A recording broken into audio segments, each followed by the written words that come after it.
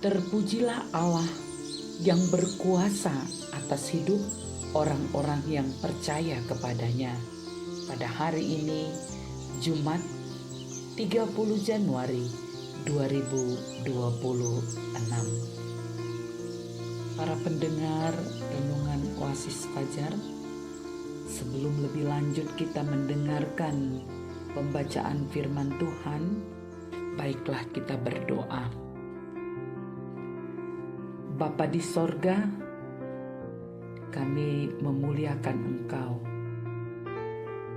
dengan hati dan ucapan syukur yang dalam, karena sampai saat ini Engkau terus memberkati kami melalui perenungan-perenungan dan firman-Mu.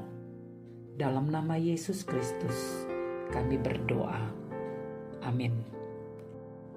Dalam kitab Bilangan 12 ayat 1 hingga 5 sebagai pembacaan Alkitab kita dalam perikop pemberontakan Miriam dan Harun. Miriam serta Harun mengatai Musa berkenaan dengan perempuan Kus yang diambilnya, sebab memang ia telah mengambil seorang perempuan Kus.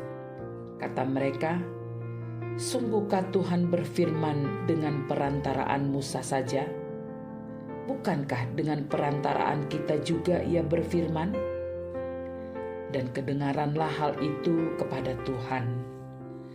Adapun Musa ialah seorang yang sangat lembut hatinya, lebih dari setiap manusia yang di atas muka bumi.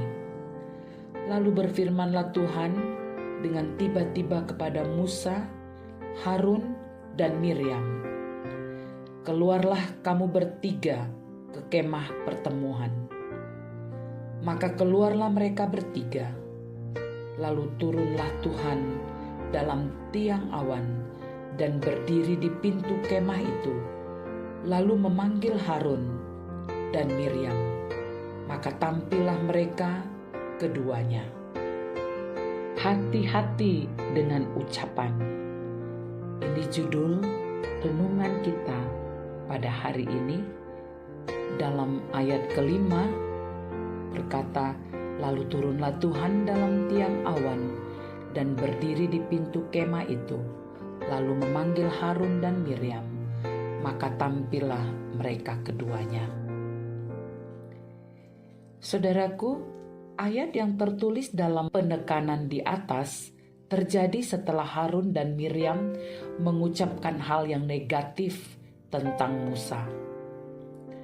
Dalam ayat tersebut ditulis bahwa Harun dan Miriam meragukan otoritas Musa dan kepemimpinannya. Kendati Musa diam saja, tapi hal tersebut mendapat respons yang serius dari Tuhan. Itu berarti ucapan yang meremehkan orang yang diurapi Tuhan tidak dapat dianggap ringan. Karena itulah Tuhan langsung turun tangan dan menegur mereka. Itulah yang terjadi ketika Tuhan memanggil Harun dan Miriam untuk menghadapnya. Hal itu menunjukkan tindakan yang serius, bahwa ucapan yang salah dapat mengundang teguran langsung dari Tuhan. Bahkan karena hal tersebut, Miriam kena penyakit kusta dan harus dikucilkan selama 7 hari lamanya. Itu berarti ucapan kita memiliki dampak yang sangat besar jika hal itu menyinggung otoritas orang lain. Maka hal tersebut dapat merusak hubungan dan dapat membawa hukuman, baik dari Tuhan seperti peristiwa di atas, maupun dari pemerintah jika kita melanggar hukum verbal.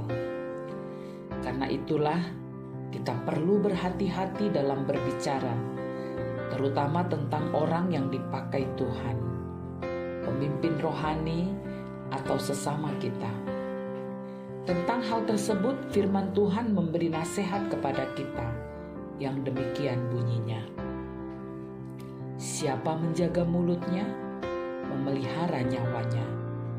Siapa yang lebar bibir akan ditimpa kebinasaan. Amsal 13 ayat 3. Penegasan. Ucapan bagaikan pedang bermata dua, dapat memberkati, tapi juga dapat menghancurkan kita.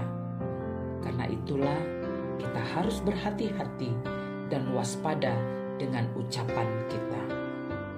Saudara-saudaraku, mari kita berdoa. Tolonglah kami Tuhan, agar ucapan kami dapat memberkati dan tidak menghancurkan hidup kami maupun sesama kami. Demi nama Tuhan Yesus Kristus, kami berdoa. Amin. Para pendengar Renungan Oasis, kita telah mendengarkan renungan ini.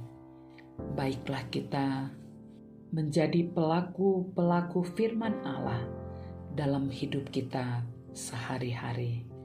Tuhan memberkati kita. Amin.